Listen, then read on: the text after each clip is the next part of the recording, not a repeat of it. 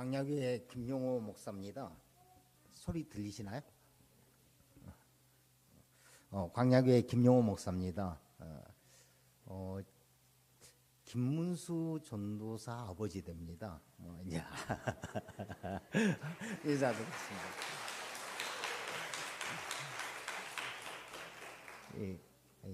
아버지는 아들을 압니다. 눈빛만 봐도 알고요. 말 한마디 들어오면 아는데 제가 아들 어제 만나서 식사를 같이 했었는데 행복해하는 게 보여요. 명심교회에서 사역하는 게 너무 좋아하는 게 그냥 보입니다.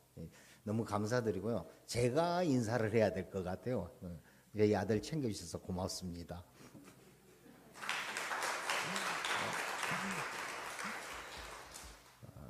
오늘 말씀 구절은 아까 읽었던 디모데후서 3장인데요. 우리 다 잘하는 말씀이죠. 항상 잘하는 말씀인데 방금도 유치부 아이들 내려와서 이렇게 앞에서 율동하는 거 보면서 아마 저희 이상의 어르신들은 그런 느낌 받으세요. 굴러만 다녀도 이쁘구나 그런 거 있잖아요.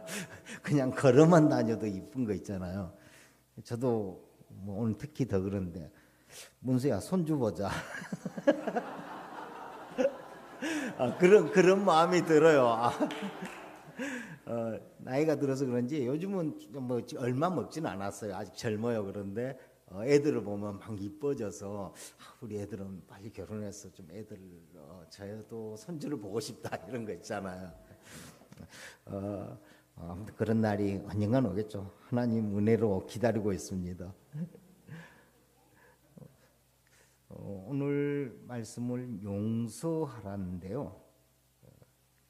죄송합니다. 지금 제가 저희 교회는 이게 안 돼가지고 종이로 하는 게 좀 불편해서 노트북으로 바로 하다 보니까는 오늘 본문 말씀 방금 읽었는데 어린 자녀들을 바르게 교육하는 게 그게 최고의 책이 성경이라는 것은 우린 다 동의를 할 겁니다. 그렇지 않나요? 정말 그런데 이게 우리만 동의하는 게 아니고 인류 역사가 그걸 이야기하고요. 모든 사람들이 그걸 이야기합니다. 성경책은 정말 사람들을 교육하기에 정말 좋은 책이다. 그래서 모든 법전의 기본 토대도 성경이고요. 어떤 윤리나 도덕의 기본 토대도 성경입니다. 그렇게 인류는 발전해 왔습니다.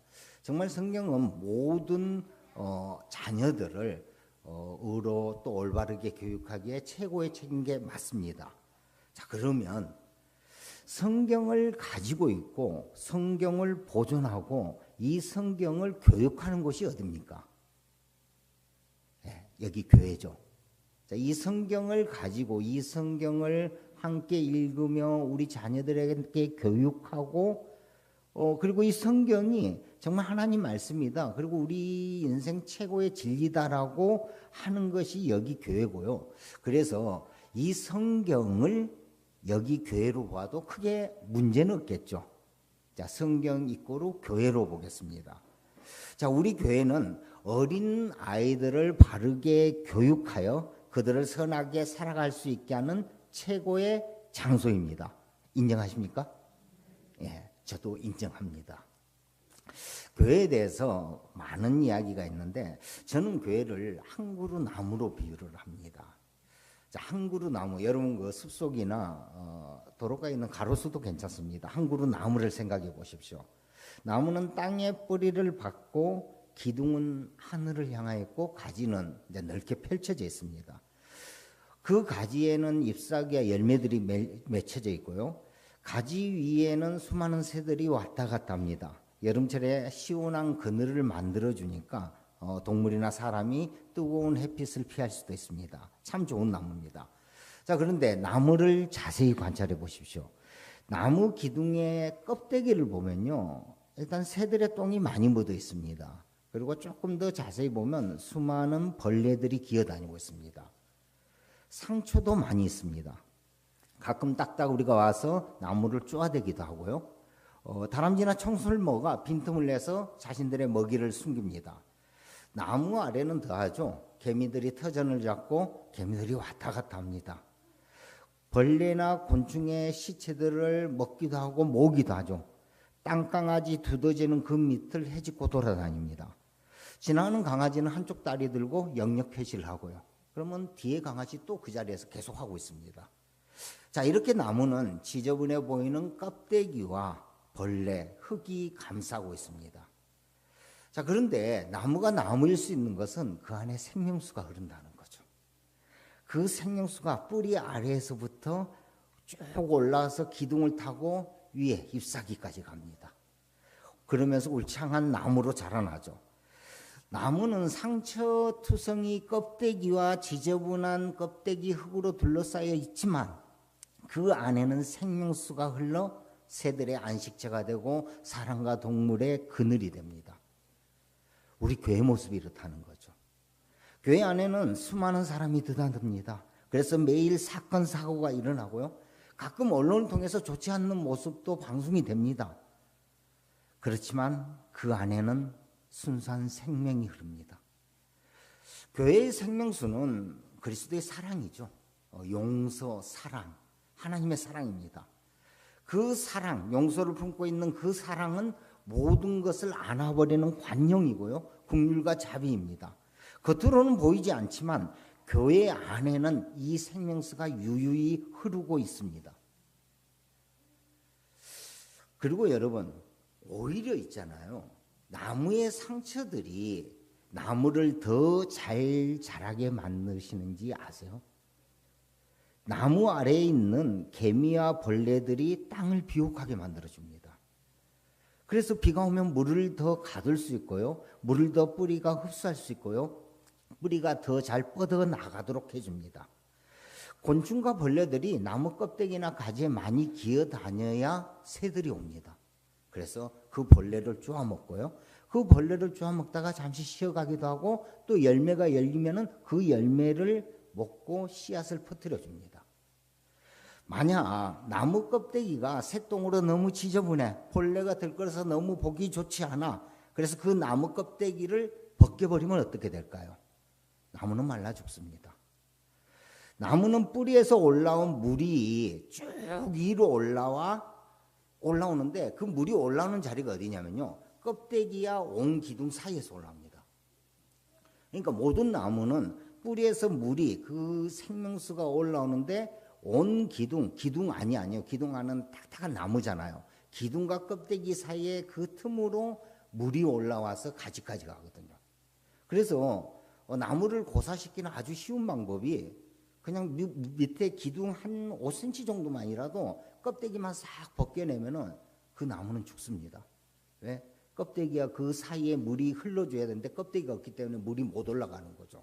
나무는 말라 죽습니다. 그러니까 나무가 나무일 수 있는 이유는 나무 껍데기, 상초투성이 나무 껍데기와 그 지저분해 보이는 밑둥 아래에 그 흙들이 있어야 생명이 있는 나무이고요. 교회가 교회일 수 있는 것은 교회 껍데기, 남들 눈에 보면 사건 사고로 얼룩지고 지저분해 보이는 그 상처투성이가 있어야 생명수가 유유히 흐를 수 있는 교회라는 것이죠. 오히려 아무 일이 일어나지 않으면요, 그 교회는 죽은 교회입니다. 왜냐고요? 아무 일이 일어나지 않는다는 것은 아무 일을 하지 않았다는 거거든요. 그래서 우리는 교회에 좋지 않는 겉모습을 굳이 숨기려 하지 않습니다. 또 그것을 정말 죽을 죄인으로 부끄러워하지 않습니다. 왜냐하면요, 그것들이 있어야 교회가 교회다워짐을 알기에, 또 이것이 우리를 다시 한번 돌아보게 되고 회개하고 반성해서 앞으로 나아갈 수 있으니까, 그러면서 우리는 하나님 자비와 은혜를 구할 수밖에 없으니까, 하나님은 우리 교회를 이렇게 만들어 갑니다. 나무의 껍데기에 감싸인 교회로 만들어 갑니다. 그래서 저희 교회도 마찬가지고요. 모든 교회들이 다 문제 안고 있습니다. 그런데 그 문제를 굳이 숨기려 하지 않습니다. 왜냐고요? 그것 때문에 우리 교회가 존재하는 거거든요. 그 문제로 인해서 우리 교회가 한 발 더 앞으로 나아갈 수 있는 거거든요. 나무의 껍데기가 있기에 그 나무가 성장할 수 있듯이 말입니다. 교회를 이렇게 만들어 간다면, 교회의 정의는 우리 성도 한 사람 한 사람이죠. 방금 본 유치부 그 어린이도 교회고요. 저도 교회고요. 여기 계신 모든 한 분 한 분이 교회입니다. 하나님은 우리 교회들을 각각 한 사람의 성도들을 그냥 온실 속의 화초로 키우지 않습니다. 나무의 거친 껍데기와 지저분해 보이는 그런 밑둥이 있듯이 우리 자녀들에게도 고난, 환난, 문제들을 안겨준다는 거죠. 제가 어릴 때 이제 저는 국민학교입니다. 국민학교 다녔는데 저희 동네가 한 100여 가구 됐습니다. 제법 큰 동네였습니다. 그런데 교회 다니는 가정은 한 5가정, 6가정밖에 안 됐어요. 많이 없었습니다. 그때가 1970년대 후반이었는데 아직도 기억이 나는 친구가 그 친구들은 아주 친한 친구니까 영수, 영민이, 명록이 그 5, 6가정에 포함된 제 친구들이 딱 그 친구들이었습니다. 일요일에 보통의 모든 엄마 아빠들은 리어카 끌고 하우스 나갔습니다. 오토바이 타고 또 일하러 갔고요. 그런데 그 친구들은 일요일 날 아침만 되면 예쁜 옷을 차려입고 엄마 아빠 손잡고 교회 가는 거예요. 저는 그게 그렇게 부러웠어요. 뭐가 또 가장 부러웠냐면은 영수 아빠는 낮에 우리 아빠하고 같이 일하는 그냥 농사꾼이거든요. 그런데 그날만은 양복을 딱 빼입고 가시는 거예요. 멋쟁이가 되신 거죠. 그리고 용수 엄마는 기부인이 됐습니다. 저희 엄마하고 똑같이 파자마 입고 농사일 하시는 분인데 일요일만, 주일만 되면 교회 가는데 그렇게 멋있을 수가 없는 거예요. 저뿐만이 아니고 거기서 동네에서 자치기하고 뭐 이렇게 놀고 있는 그 꼬맹이들 눈에는 가장 부러운 가정의 모습이었습니다. 나중에 저도 전도를 받았습니다. 그래서 따라가 봤는데 사실 가니까는 교회 가면 별 볼 일 없잖아요. 똑같아요. 똑같은데 가기 전에 그 길거리에서 봤던 그 친구들의 모습은 너무나 좀 부러웠던 상황이었죠. 저까지 합류한 그 교회 친구들이 국민학교를 졸업하고요. 중학교, 고등학교를 졸업하고 그리고 군대도 가고 또 직장에 대학에 각자의 인생길을 걸어갔습니다. 방황하는 청년 시절도 있었고요. 또 결혼도 했고 자녀 양육의 시기도 있었습니다. 그렇게 살았습니다. 제가 이제 50대 중후반이 됐는데요. 누구는 집사 장로가 되었고 누구는 목사가 되었고 누구는 여전히 그냥 왔다 갔다 합니다. 제가 딱 하나 자신 있게 말할 수 있습니다. 교회에 있는 친구들, 어릴 때부터 교회에서 함께 했던 친구들은 좋았습니다. 인생이 평안했습니다. 물론 그들이 교회를 잠시 떠날 때도 있었지만 대체적으로 인생이 좋았습니다. 부부가 서로 존중하고요. 자녀들은 건강했고요. 부모에게 잘했고 가정은 행복했습니다. 여러분 친구나 친척이나 한번 생각해 보십시오. 대체적으로 교회를 다니는 가정이 믿지 않는 가정보다 평안하지 않습니까? 저는 그걸 제 삶을 통해서 보았거든요. 자녀들도 어느 정도 잘 돼 있지 않나요? 네, 그렇습니다. 우리 교회 친구들도요, 우리 세대의 다른 친구들처럼 아픈 고난 실패 함께 했습니다. 사고로요, 또 건강으로, 실업자로, 어떤 친구는 사업 실패로, 어떤 친구는 이혼으로 동일하게 실패했고요, 동일하게 고민했고요, 동일하게 아픈 과정 고쳤습니다. 그러나 그들의 인생은 아름다웠습니다. 제가 제 친구들이라서 그런 게 아니고요, 그들의 인생을 옆에서 봤을 때, 다른 친구들하고 봤을 때 그들의 인생은 아름다웠고요, 그들의 자녀는 좋았습니다. 나무 껍데기가 상처투성이지만 그 안에 생명이 흐르기에 죽지 않고요, 여름 되면 푸른 잎사귀와 열매를 내었던 거죠. 교회 다닌 친구들이 외견상 세상 사람하고 별 다른 거 없었습니다. 똑같았습니다. 똑같이 힘들었고요, 똑같은 인생 살았는데 교회라는 나무 안에서 하나님 은혜 안에서 평안하게 살았습니다. 혹시나 오늘 유치부 자녀로 인하여 잠시 이 자리에 앉아 계신 분이라면 어린 자녀를 위해서라도, 또 본인뿐만이 아니고 어린 자녀의 행복한 앞으로의 평생을 위해서라도 꼭 교회 함께 다니시길 소망합니다. 사진 한 장 볼게요. 미국 기독교의 한 분파인 아미시 공동체입니다. 좀 단란해 보이는 가정이죠. 길거리 이렇게 걸어가는데, 아미시는 1737년에 유럽에서 미국으로 이주를 합니다. 이들의 특징이 전기를 쓰지 않습니다. 문명을 거부합니다.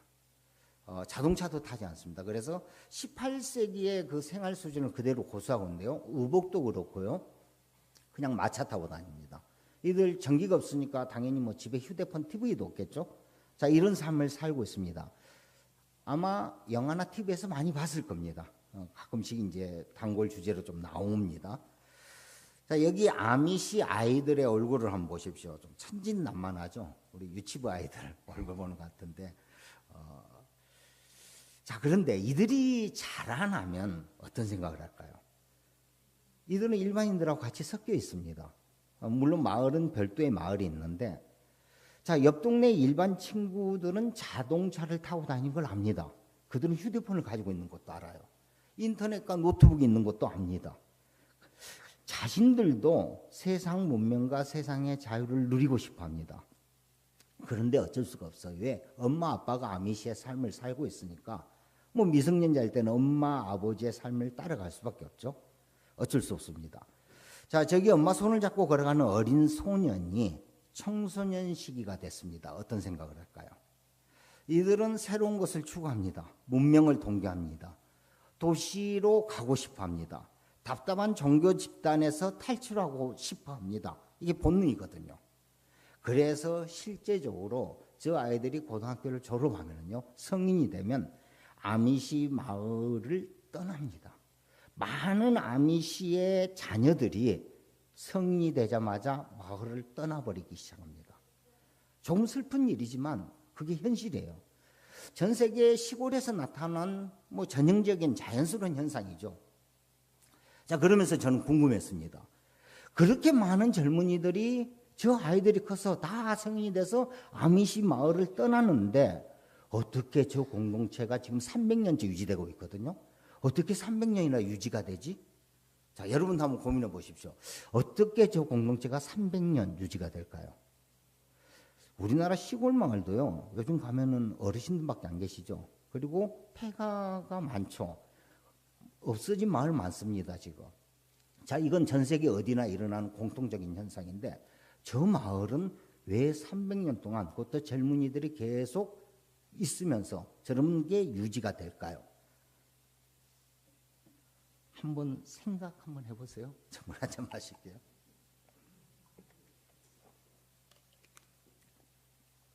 아마 이런 생각하시는 분이 있을 겁니다. 다른 지역에서 이 아미시 생활을 동경하는 친구들이 유입이 됐다. 그럴 수 있잖아요. 그런데 실질적인 자료를 보면은 그렇게 유입된 사람이 없습니다. 또 유입이 됐다 하더라도 이 생활이 만만치 않거든요. 18세기에 그 삶을 유지하는 게 쉽지 않아서 공동체를 떠납니다. 자, 그러면 어떻게 젊은이들이 많은 마을로 계속 유지가 될까요? 답은 나오셨을 겁니다. 하나입니다. 떠났던 자녀들이 다시 돌아옵니다. 리턴이에요. 그들은 다시 공동체로 돌아옵니다. 아미시 젊은이들은 도시로 나가서 문명을 누리고 세상의 자유를 구가합니다. 직장도 다니고요, 사업도 하고 싶은 거 하고요, 공부하기도 하고 자신의 일을 하면서 그렇게 살아가는데 공허한 겁니다. 이런 삶을 몇 살 이렇게 몇 년 동안 살아보니까 허망한 겁니다. 종교적으로 고집스러운 저 아미시 공동체를 떠나서 이제 자유를 누린다고 생각했는데 이게 자유가 아니라 오히려 노예의 삶인 거죠. 열심히 돈을 쫓아다니는 물질의 노예의 삶이고요. 열심히 힘을 기르는 권력의 노예고요. 열심히 인기를 쫓아다니는 명예의 노예였습니다. 부와 인기와 명예를 위해 사용하는 모든 시간, 그래서 내 시간이 없었습니다. 이것이 아니다 싶을 때 다른 길을 찾아보죠. 이 일이 아니고 다른 길을 하면 다른 일을 하면 좀 괜찮아질까 해서 다른 길을 찾아보지만 결국은 돈에서 권력으로, 권력에서 명예로, 명예에서 다시 돈으로, 그 바탕이 내 쾌락이거든요. 내 만족이거든요. 그래서 쾌락에서 쾌락으로의 삶을 살아갑니다. 성경에 배워놓으면 이런 거예요. 소돔에 살다가 고모라 가는 거고요. 고모라의 삶이 이건 아니다 싶은데 또 소돔 가는 거예요. 소돔과 고모라를 매일 왔다 갔다 하는 삶을 사는 거죠. 이것이 이 세상에서 사는 허우적대는 인생, 허우적대는 도시 인생임을 온몸으로 압니다. 이들이 명절 때는 그래도 집에 와요. 명절 때 집에 와서 가족들을 보죠. 할아버지, 할머니, 부모, 형제들 가정의 품에서 안정을 누립니다. 여기는 전기도 없고 인터넷도 없어요. 저녁이면 가족이 전부 다 그냥 벽난로 앞에 모여 있는 겁니다. 벽난로 앞에서 모여서 함께 식사하고 함께 대화하고 함께 놀기도 하고요. 오히려 이 삶이 더 자유롭고 행복한 겁니다. 결국 아미시 젊은이들은 몇 년을 못 버티고, 도시 시각으로 보면 몇 년을 못 버티고, 아니면 아미시 공동체 시각으로는 몇 년 동안 방황하다 다시 돌아옵니다. 그리고 공동체에서 가정을 꾸리고 다시 자녀, 부모님과, 여기는 대가족 제도거든요. 3대가 함께 살거든요. 함께 그렇게 살아가는 거예요. 이들은 한번 나갔다 왔어요. 그래서 더 이상 도시와 세상을 동경하지 않습니다. 이 삶이 진정한 자유의 삶이라는 걸 알면서 살아가죠. 자, 이들은 우리와 마찬가지로 신앙의 핵심을 주기도문으로 봅니다. 주님이 가르쳐준 기도, 주님이 가르쳐준 기도를 매일매일 합니다. 우리도 매일매일 매 예배 때마다 하죠. 자, 주님이 가르쳐준 기도인데 마지막 부분을 좀 보겠습니다. 마태복음 6장 10에서 15절입니다. 함께 할까요? 우리가 우리에게 죄 지은 자를 사하여 준 것 같이 우리 죄를 사하여 주시옵고 우리를 시험에 들게 하지 마시옵고 다만 악에서 구하시옵소서. 나라와 권세와 영광이 아버지께 영원히 있사옵나이다. 아멘. 너희가 사람의 잘못을 용서하면 너희 하늘 아버지께서도 너희 잘못을 용서하시려니와 너희가 사람의 잘못을 용서하지 아니하면 너희 아버지께서도 너희 잘못을 용서하지 아니하시리라. 아멘. 자, 12절 한번 보여주실래요? 우리 잘하는 주기도 뭐 맨날 하는 거니까요. 자, 이 문장을 보면은 조건부 문장 같이 보여죠. 우리가 죄 지은 자를 용서해 주면은 하나님 아버지도 내 죄를 용서해 주겠다. 근데 여기는 이제 문법상 완료형으로 그냥 동시적으로 일어난 이야기인데 이렇게 기록이 되어 있는 거고요. 용서를 받은과 동시에 용서가 되는 거예요. 이걸 이야기한 건데 여기 단어가 제사함이 언어로 보면 비탄감입니다. 빚으로 예수님은 참 많이 설명을 하거든요. 그러니까 채무의 고통에서 벗어나는 기도예요. 이 12절이. 여러분 혹시 빚 져보셨어요? 저는 져봐서 압니다. 빚 져보신 분들은 그 심정 알 거예요. 살다 보니 빚이 졌어요. 뭐 사업이든 직장이든 뭐 결혼이든 어떤 일을 하다가 빚이 졌는데 이자에 이자를 더해서 눈덩이처럼 불어나죠. 그래서 빚 속에서 헤매는 거예요. 그래서 이제 뭐 아랫돌 빼서 윗돌 메꾸고 윗돌 빼서 아랫돌 메꾸는 이런 현상들이 막 계속 일어나는 거죠. 빚에 헤매 본 사람은 이 말이 이해될 겁니다. 그런데 언젠가는 터져요. 그리고 집에 딱지가 붙고요. 본인은 잠수하고 가족들만 채권자한테 시달리고 이런 채무 상태에 있는데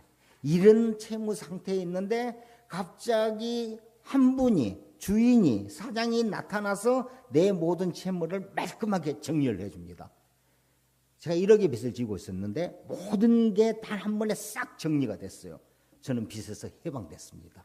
그런 거죠. 얼마나 기쁘겠습니까? 이거 전화도 쳐다보지 않는다니까요. 빚에 이렇게 올 말만 되면은 전화도 안 쳐다보고요. 이런 상황들, 그런 빚에 허덕이다가 이 빚에서 해방이 되는 거예요. 할렐루야. 그런데 어찌어찌하여 제가 친구한테 100만 원을 빌려준 게 있었어요. 제가 1억을 탕감받았는데 그 100만 원을 빌려줬는데 그 친구도 제가 알아요. 왜? 그 친구도 그분 나에게 100만 원을 갖기 위해서 막 발버둥 치지만 그 친구의 처지가 안 되는 거예요. 내가 그렇게 살아봤기 때문에 그 친구가 보입니다. 그 친구의 상황이 눈에 보이는 거예요.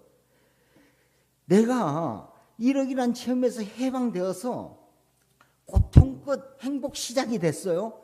그때 내가 내 친구에게 빌려준 100만 원을 받으려 하겠습니까?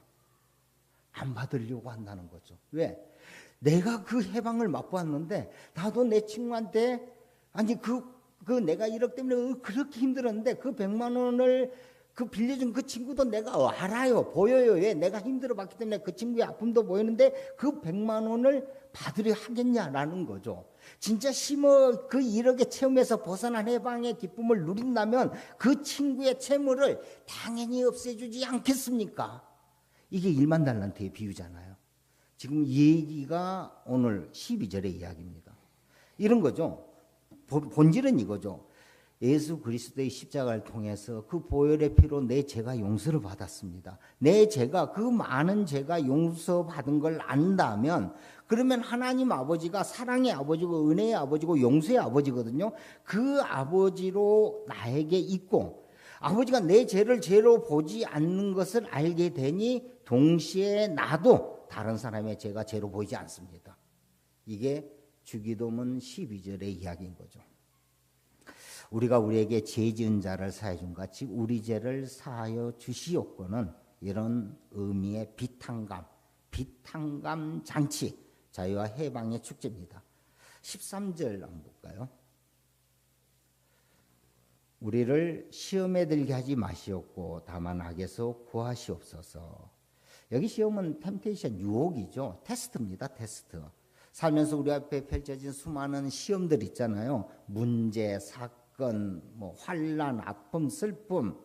자, 이런 시험인데 여러분, 하나님은 우리의 믿음을 강하게 하고요, 우리의 믿음을 확증하기 위해서, 믿음을 증명하기 위해서 이런 시험을 우리 앞에 둡니다. 하나님이 두세요. 아브라함에게도 이 시험을 두죠. 구약의 대표적인 시험이 아브라함에게 아들 이삭을 바치라는 거죠. 모리아산에 제물로 바치라는 시험을 받습니다. 테스트죠. 아브라함은 이삭을 데리고 왔는데, 만약 이삭을 데리고 가지 않았다면 아브라함은 믿음 없는 상태가 됐겠죠. 우리의 믿음의 아버지가 안 됐겠죠. 그런데 아브라함은 이삭을 모리아산에 데리고 가고요, 그 사건을 통해서 하나님에게 아브라함은 믿음을 확증받습니다. 너 믿음 있다라고 인정을 받는 거죠. 그래서 아브라함에게 그 시험은 시험이 아니라 믿음의 확증이 되는 사건이었습니다. 신약의 대표적인 시험은 예수님의 광야 40일 시험이죠. 세 가지 시험이죠. 돈, 명예, 권력입니다. 동일합니다. 우리가 이 세상에서 겪고 있는 그 시험을 예수님도 당합니다. 자, 예수님은 이 모든 유혹을 물리칩니다. 그러니까 마귀는 사라지고 천사가 와서 수종을 들죠. 마귀가 천사로 바뀌는 그림입니다. 광야 시험이 오히려 예수님의 믿음을 확증한 사건으로 바뀝니다.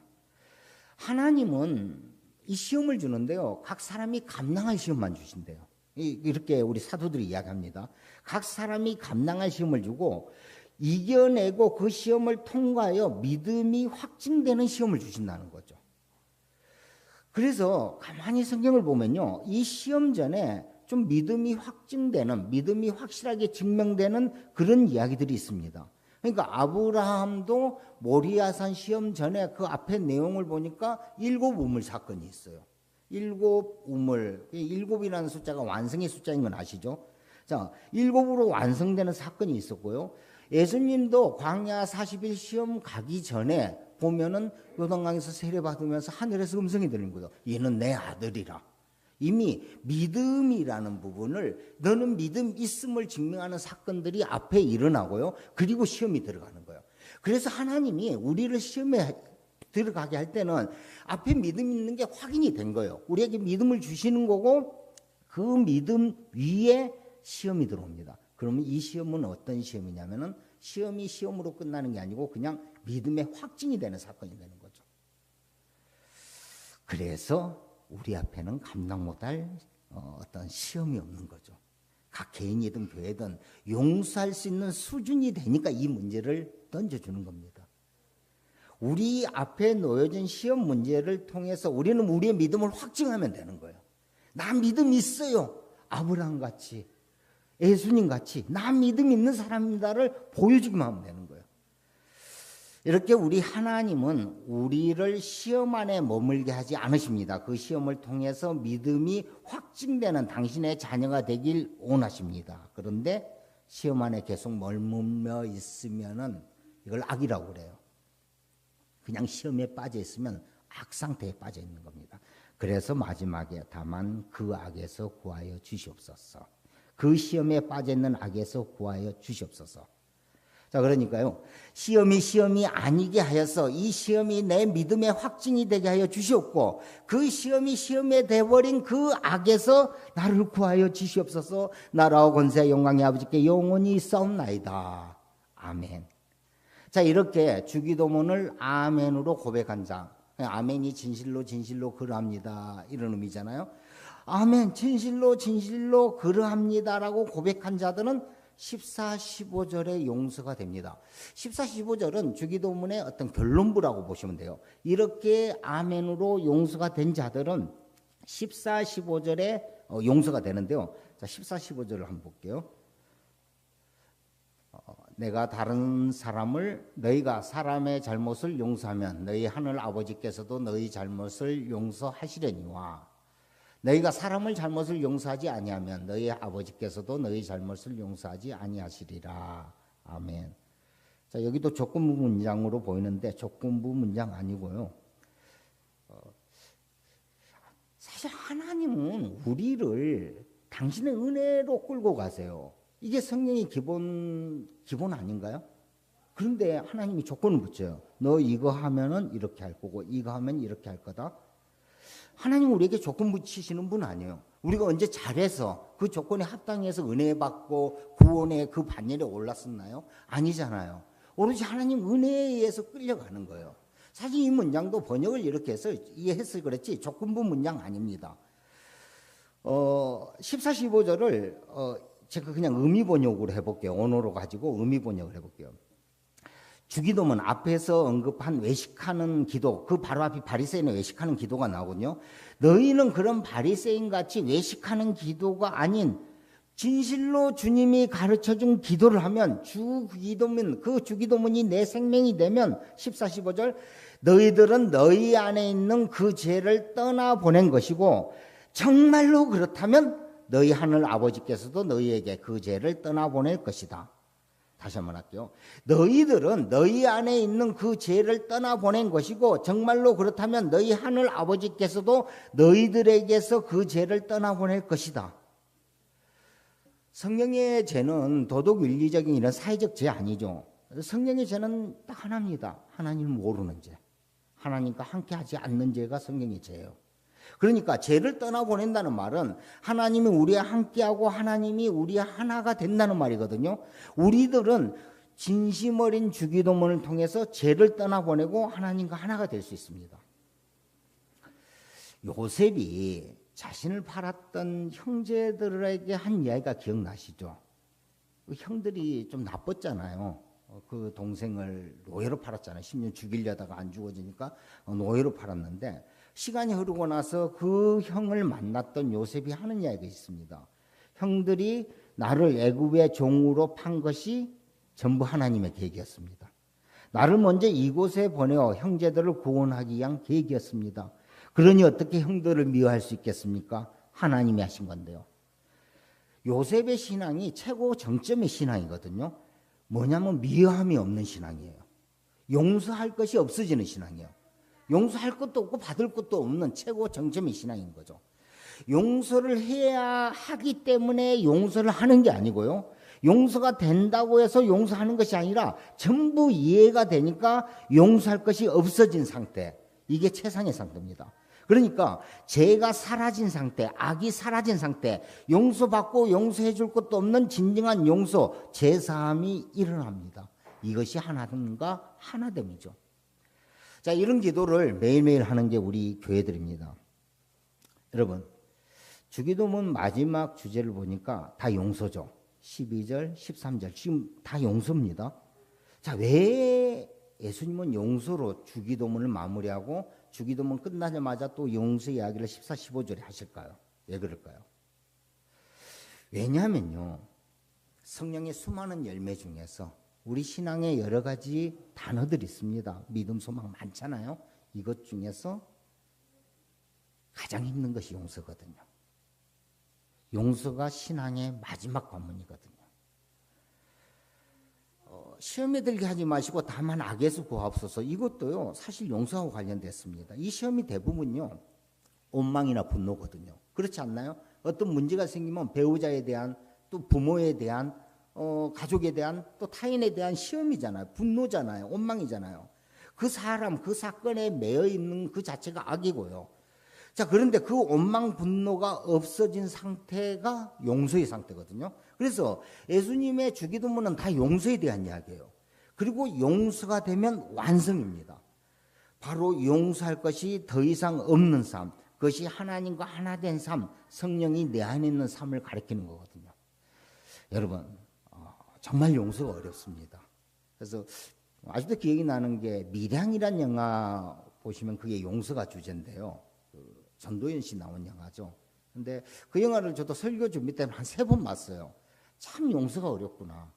내 마음에 은혜가 가득 차서 저 사람을 용서해야 하지 않은데 실상 가서 보니까 용서를 하려고 갔는데 본인이 벌써 하나님 은혜 받아서 용서가 됐어요. 이런 이야기인데 정말 용서라는 게 어렵구나. 그때 그 목사님이 그 주인공 보고 자기의 아들 살해범을 용서하러 감옥에 찬다는 걸 보고 굳고 말립니다. 이거 쉬운 거 아니라고.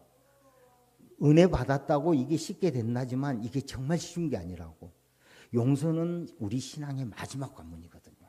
이게 되면 하나님과 하나예요. 그런데 여기까지 가는 것은 쉬운 과정은 아닐 겁니다. 그렇지만 우리는 매일 주기도문 하잖아요. 주기도문의 핵심이 다 보니까 용서였죠. 마지막 부분이. 내 안에 그 용서할 수밖에 없는 마음. 그러니까 용서 자체가 있고 없고 다 사라지고 이해되는 마음을 달라는 게 사실 주기도문입니다. 자, 여러분의 인생에 더 이상 용서할 것이 없는 삶, 하나님과 함께 되는 삶이 되시길 축복합니다.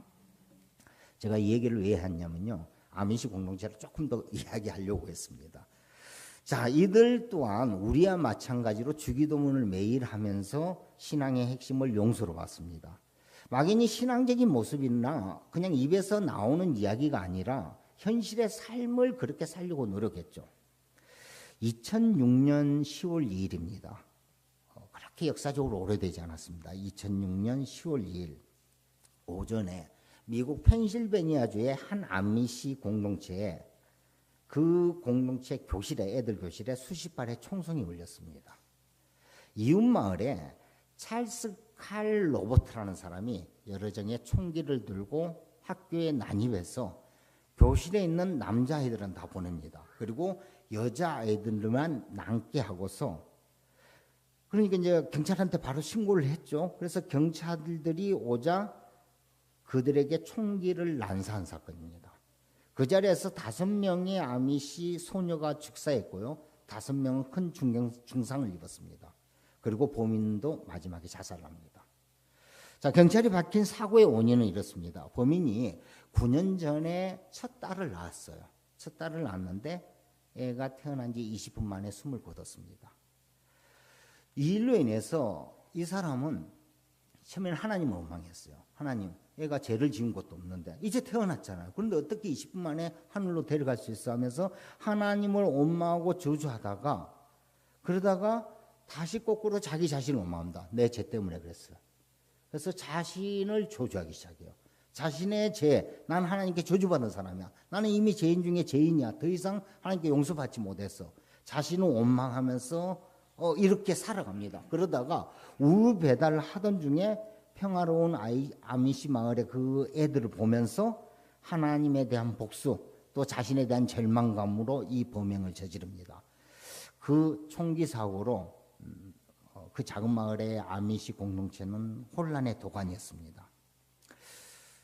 범인인 찰스 칼 로버트의 아내와 자녀들은 이 소식을 듣습니다. 그리고 집안에 숨죽여 있습니다. 내 남편이, 내 아빠가 그런 끔찍한 일을 저지르다니. 이들은 죄인 중에 죄인으로 숨어 있는 거죠. 급하게 친정 식구들이 막 몰려옵니다. 오빠와 그 사촌들.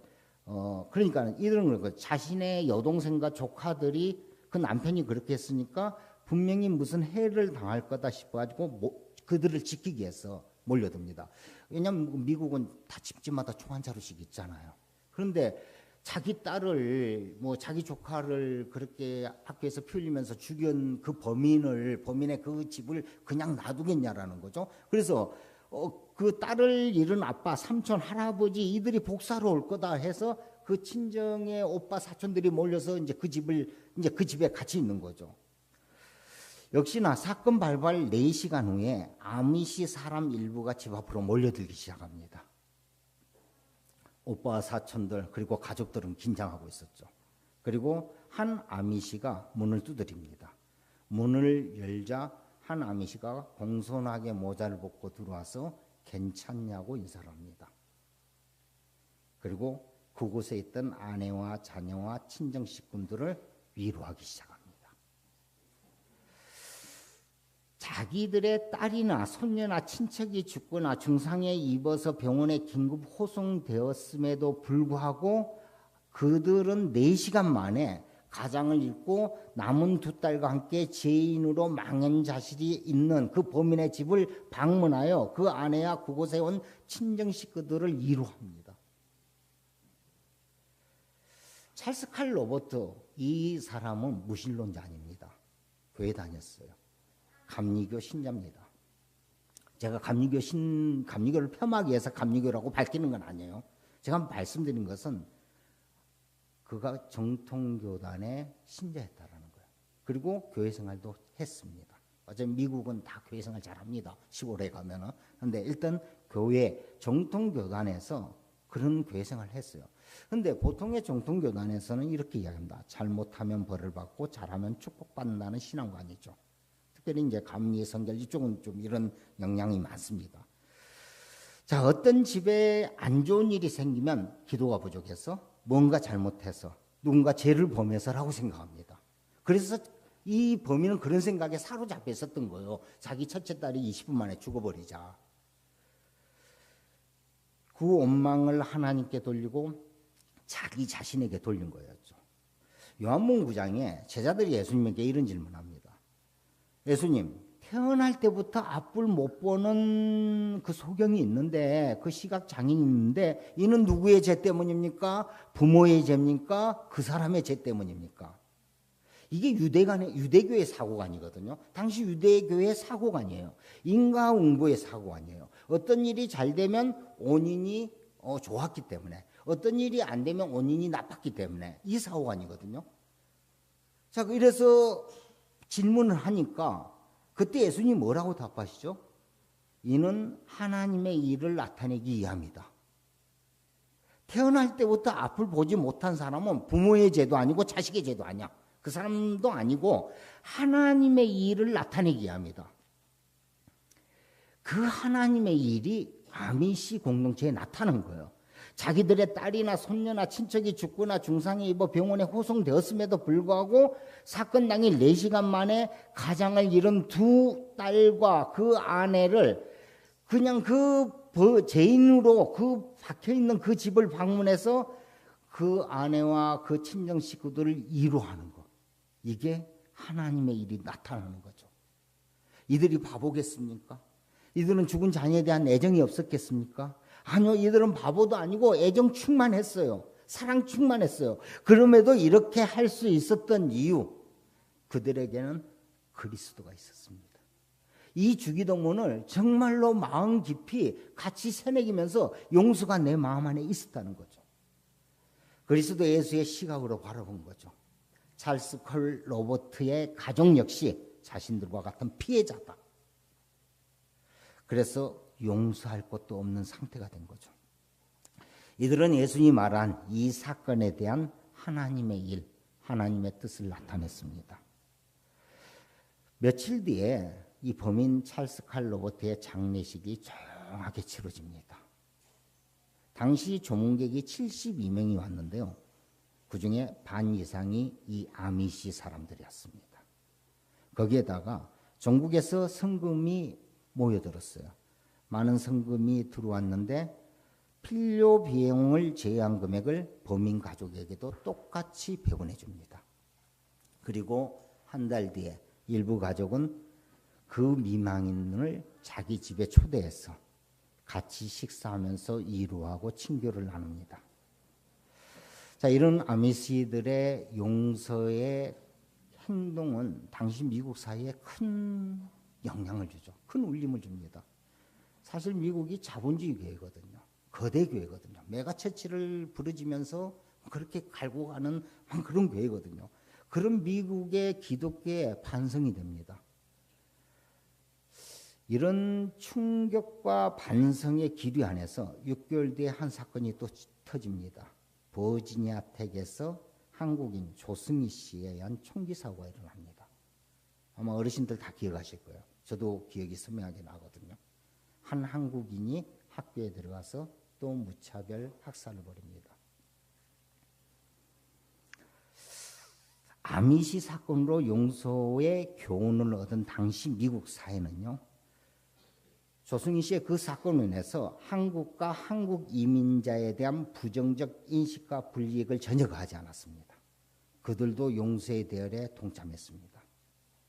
사실 우리도 알게 모르게 이 아미시 공동체의 이 사건을 통해서 알게 모르게 도움을 받은 거예요.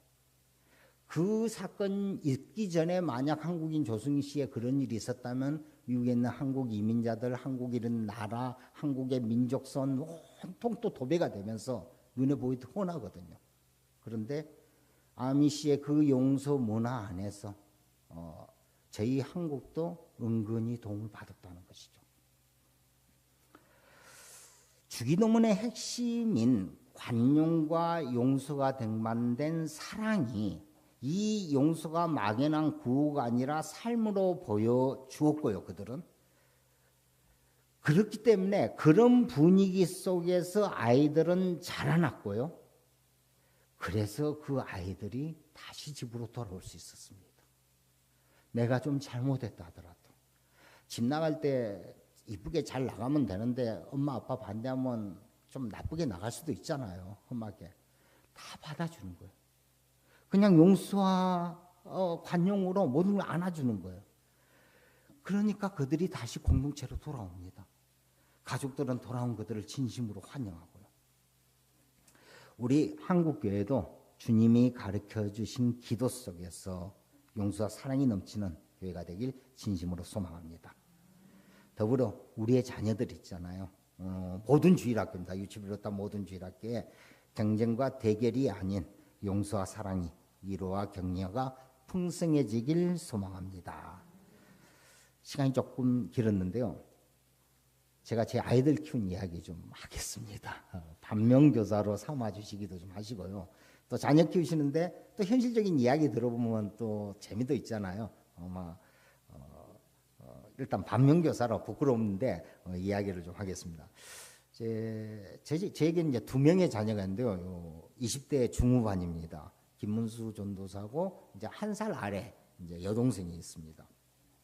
자식농사 정말 어렵더라고요. 저도 키워보니까 내 마음대로 되는 게 없어요. 농사가 그렇잖아요. 하늘의 뜻이잖아요. 태풍, 가뭄 뭐 알 수 없잖아요. 그 어떤 그 하늘의 그걸로 인해서 농작물은 거의 거기서 결정이 다 나거든요. 자식 농사는 100% 하늘의 뜻입니다. 그래서 어르신들이 자식 키우는 걸 농사라고 비유하신 것 같아요. 부모로서 정성으로 안고 사랑하고 교육하고 투자하고 해도 알 수 없습니다. 그래서 저와 제 아내의 자식 농사 첫 번째 기준은 이거였습니다. 교회 생활이었습니다. 그냥 간단하게 생각했어요. 왜? 이건 우리 뜻하고 상관없어. 이건 하늘의 뜻이야. 그러니까 하나님 안으로 들어가야 돼. 이 기준인 거죠. 그래서 애들을 데리고 매일 주일이면 함께 교회에서 함께 생활하는 게 첫 번째 원칙이었습니다. 학원 없습니다. 그냥 교회 가는 거예요. 그냥 매 주일은 그 어릴 때부터 그냥 교회에서 사는 거예요. 매 주일은 교회 안에 있는 거죠. 어릴 때 제 아빠, 제 어머니가 하지 못했던 것을 저와 제 아내는 해낸 거죠. 저는 큰일을 했다고 봅니다. 교회 안에서 애들이 자라면 삐뚤어지지 않을 것이라는 확신. 제 교회 친구들을 통해서 저는 봤거든요. 인생을 봤거든요. 그걸 경험해 봤거든요. 온전하고 선한 교회 속에서 그 신앙에서 자라면 잘 자랄 것 같은 확신, 하나님의 보호하심이 있을 거라고 저는 믿었습니다.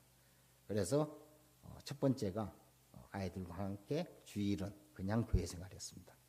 그리고 기도는 필수겠죠. 눈에 보이지 않는 어머니, 아버지의 기도로 우리가 있듯이 또 우리의 자녀들도 우리의 그 눈에 보이지 않는 그 기도로 그들이 있는 거거든요. 애들 엄마의 기도는 더 절절했죠. 그래서 지금 온전히 자라난 두 자녀를 보면서 하나님께 은혜와 찬양을 돌리는 게 당연한 거예요. 왜? 농사는 내가 내 힘으로 되는 게 아니거든. 저분의 힘으로 되는 거거든요. 그래서 하나님 은혜라고 고백하고 있습니다. 집 문화를 이야기해 보면요. 일단 집에 TV가 없었습니다. 저하고 안 사람하고 신혼 때부터 TV 자체를 안 뒀습니다. 결혼 생활 처음 시작할 때 그렇게 의논해서 결정을 내렸어요. 그래서 지금까지 TV가 없습니다. 그냥 거실에서 같이 놀고 거실에서 대화하고 책 보고 이게 조합도 이렇게 괜찮았습니다. 애들이 불편하죠. 근데 어쩌겠습니까? 엄마 아버지가 TV 없이 살겠다고 결정해서 그렇게 살고 있는데 그렇게 태어났는데 뭐 자녀는 따를 수밖에 없잖아요. 애들이 꼭 보고 싶은 프로가 있는 거예요. 요즘 이슈가 되고 그럼 친구집 가서 보고 오더라고요. 뭐 부탁을 했는지 어떤지는 잘 모르겠어요. 아쉬운 소리를 했는지. 친구집 가서 보고 왔습니다. 그리고 집에서 심심하거든요. 그러면 책을 읽든지 뭐 나가서 운동을 하든지 TV 없어도 잘 놀았습니다.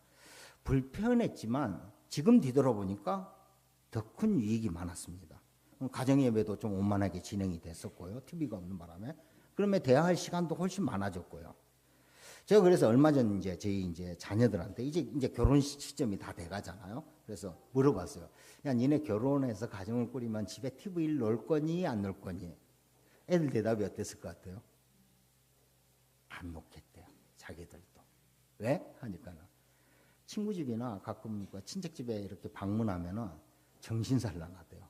TV 틀어져 있는 거의 대부분 TV를 막 틀어놓고 있잖아요. 틀어져 있으니까 정신이 산란하대요. 요즘 보니까 큰 TV는 놔두고 아예 TV를 끌고 다니시는 분들도 있다고 하더라고요. 그런 분들 좀 있는가 봐요. 뭐 이렇게 스탠드로 세워가지고 끌고 다니시는 분들인데 그래도 보니까 없는 게 좋은 것 같았습니다. 그래서 자녀 교육에 좀 그건 제가 뒤돌아봤을 때 TV가 없었던 게 큰 도움이 됐다. 물론 뭐 지금 있는 집에서 그걸 없애기는 힘들 거예요. 이미 이제 자녀들이 익숙해져 있으니까. 그런데 신혼 같으면 한번 참고해 보실 만할 겁니다. 그거 없어도요 편합니다. 오히려 조용하고요 행복합니다. 제가 애들 용돈 이야기 조금 하겠습니다. 제가 이제 초등학교 고학년 때부터 애들에게 매달 그 용돈을 정해서 줬는데 한 달에 5,000원 하다가 10,000원까지 올라왔고요. 중학교 때 20,000원까지 올라왔습니다. 자, 이걸로 교통비 식비까지 하려면 적죠? 압니다. 적다는 이야기가 나오면은 이제 너희들은 가난한 목사의 아들로 태어났다. 어쩔 수 없다. 이렇게 이제 뭐 그게 현실이었으니까는요. 하나님이 너와 나를 그러니까 우리를 서로 짝지어 주지 않았니? 우리는 서로 태어나기 전에 몰랐어. 네가 원해서 내 아들 된 것도 아니고 내가 원해서 너가 내 아들 된 것도 아니야. 맞잖아요. 그냥 우리는 하나님이 짝지어준 관계인데 아버지 아들로 이 땅에 보냄을 받은 거야. 그러니까 우리는 서로한테 맞춰서 살아야 돼. 이게 제 논리였어요.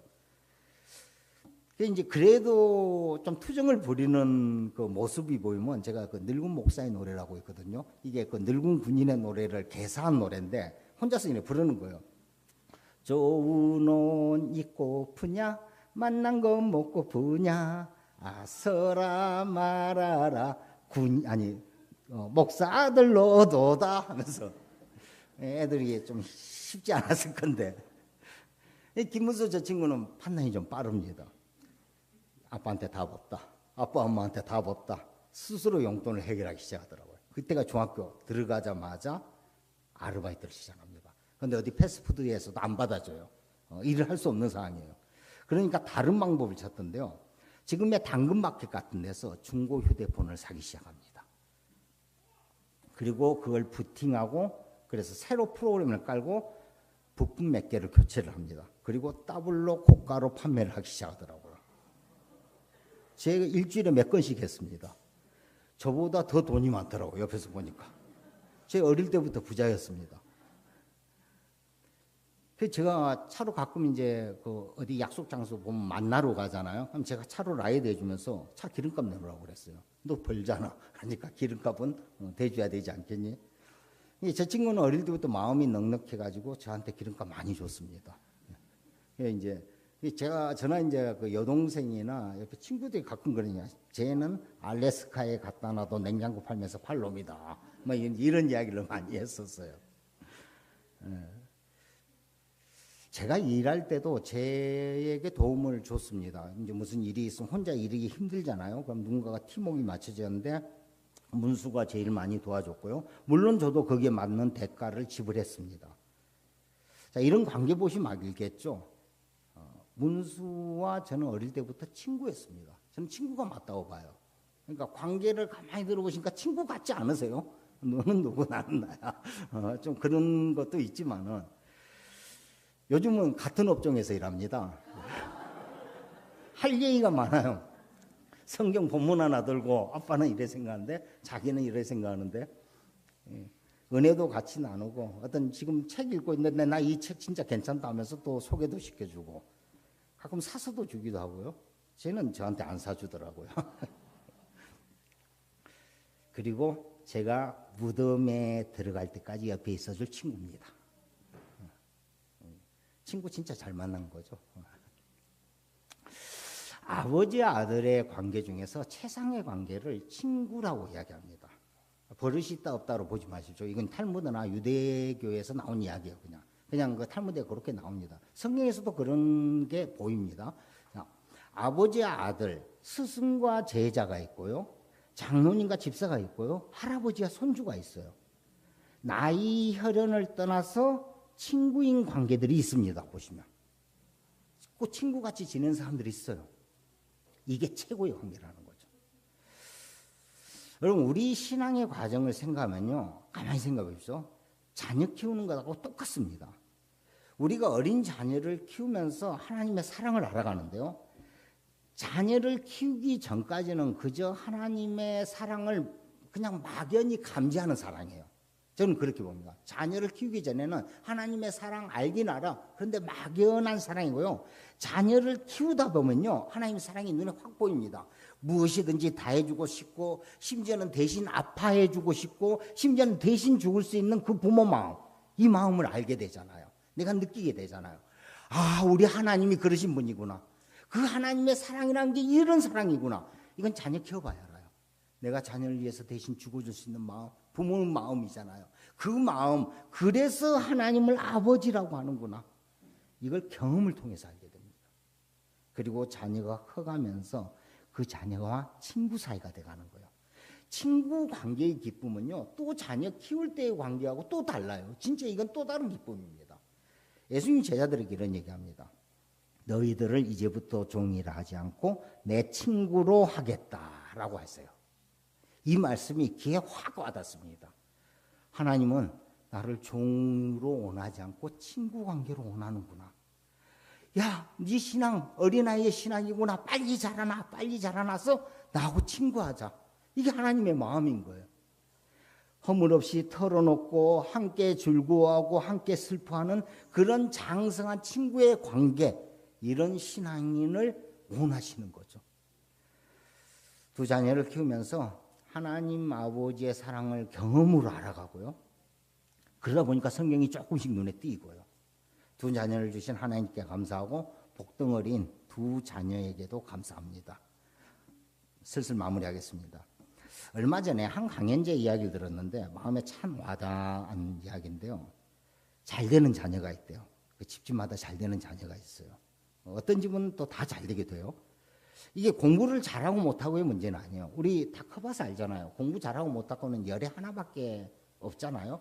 나머지, 그러니까 공부를 못해도 정말 잘 되는 자녀가 있어요. 공부 잘해도 또 잘 되는 자녀 있고요. 그런 잘 되는 자녀가 있는데 바르게 크고 나중에 자신의 일을 행복하게 해나가는 정말 잘 되는 자녀들이 있는데 그 집의 특징은 어머니나 아버지가 한 분은 인자하다는 겁니다. 아주 공감 같습니다. 저도 많은 분들 만나면서 여기를 경험한 사실이거든요. 인자한 아버지, 인자한 어머니, 그런 분은 얼굴에서 표시가 납니다. 인자한 게 표시가 나요. 화가 없는 얼굴을 가지는 거거든요. 인자하다는 게. 그러면 그 자녀들은 잘 되는 거예요. 인자한 어른은 용서와 사랑으로 자녀의 모든 것을 다 안아버리는 사람이거든요. 이런 자녀는 무조건 잘 될 수밖에 없습니다. 이 말이 정말 맞다는 게 저는 우리 교회에서도 실감하고요. 또 여기서도 실감을 하고 있는데 한번 주변을 돌아보십시오. 우리 목사님, 장로님, 권사님, 집사님, 여기 계신 모든 성도님들. 교회 다니시는 분들의 얼굴이 좀 인자하지 않습니까? 항상 웃음이 띄고 모든 것을 다 안아버릴 것 같고 그냥 다 용서해 줄 것 같은 얼굴이잖아요. 우리 옆 사람 얼굴 한 번 보면서 이야기해 주십시오. 정말 인자해 보이십니다. 정말 제가 봐도 인자해 보이십니다. 인자하다는 게 인애와 자비가 풍성하다 이런 의미잖아요. 이게 우리 하나님의 본성이고요. 인애와 자비 그냥 다 안아버리는 거예요. 그래서 우리 모든 성도는 인자할 수밖에 없습니다. 저도 인자해 보이시나요? 감사합니다.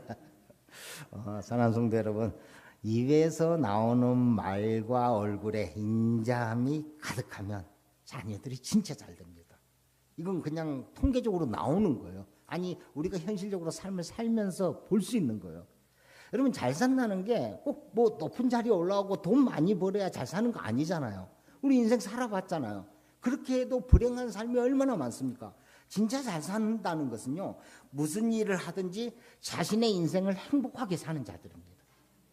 관계 속에서 사랑하고 용서할 줄 아는 사람이에요. 그 용서 아무나 하는 줄 아세요? 큰 사람만이 할 수 있거든요. 그런 큰 사람들이 정말 최고의 사람이고 정말 잘된 자녀들입니다. 인자한 부모 아래에 이런 자녀들이 나온다는 것이죠. 결론입니다. 매주 자녀들과 함께 교회에 꼭 나오십시오. 이게 자녀 사랑이고요. 가족 사랑이고요. 이게 제일 큰 겁니다. 아니 저의 기준으로 그래요. 유치부 헌신예배 이야기를 들으면서 무슨 말씀을 전해야 됩니까? 이제 그 자녀의 어차피 유치부 아이들이잖아요. 핵심은 이거다. 제 교회 생활의 핵심은 이거였던 거예요. 자녀들과 교회에서 함께한다. 그 함께한 그 삶이 그게 추억이고요. 그게 행복이었으니까요. 교회는 어린 자녀들을 올바르게 교육합니다. 그래서 아이들이 잘 되는 최고의 장소이기도 합니다. 사역자들과 유초등부 선생님들이 사랑이신 그리스도의 마음으로 어린 자녀들을 잘 교육하고 있으니까 매주 자녀들과 함께 교회에 꼭 나오십시오. 매주 한 가정의 교회 출석은 어린 자녀들에게 최고의 인생입니다. 교회에 함께 나오셔서 자녀, 손주들과 행복한 추억 만드시길 축복합니다. 우리 유치부 어린이들과 그 부모님, 할아버지, 할머니, 그리고 오직 사랑으로 섬기는 선생님들, 사역자들, 그리고 명신교회 모든 성령님들에게 그리스도의 사랑과 하나님의 은혜가 충만하시길 축복합니다. 기도하겠습니다. 사랑의 아버지, 오늘 유치부 헌신예배를 허락해 주셔서 감사합니다. 이 헌신예배를 통하여 오직 그리스도의 마음으로 더더욱 우리 어린이들을 사랑으로 양육하겠습니다. 어린 아이들이 하나님의 사람으로 바르게 자라나도록 힘쓰겠습니다. 우리 명신교회를 축복하여 주시옵소서. 용서와 사랑이 넘치는 교회가 되게 하여 주시옵고 한 가족, 한 형제로서 유치부에서 장년부까지 서로 사랑 안에서 친구로 성장하는 교회가 되게 하여 주시옵소서. 이 시간을 감사드리며 우리 주 예수님 이름으로 기도드렸습니다.